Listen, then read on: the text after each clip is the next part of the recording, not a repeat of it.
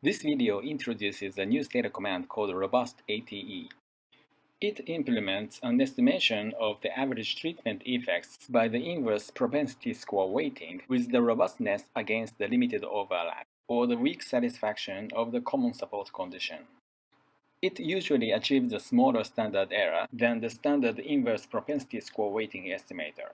The command is available from SSE archive and can be installed by typing ssc install robustate.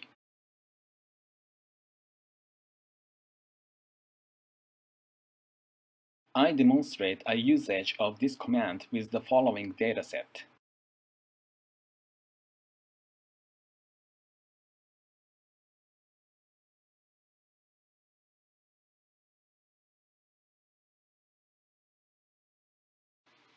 The syntax goes with the command name robustate,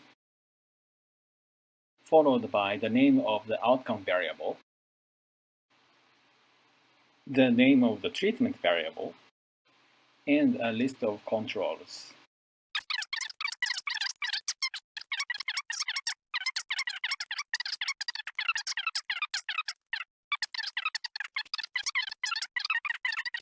Now let's run the command.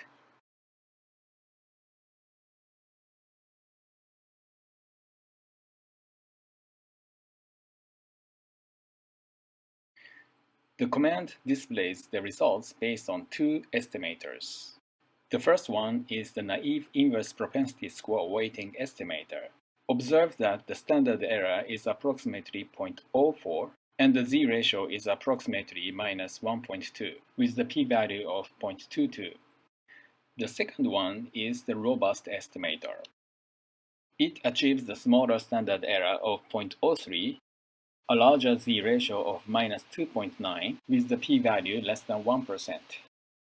This example illustrates the case where the naive inverse propensity score weighting estimator leads to an insignificant estimate, but the robust estimator achieves a significant estimate.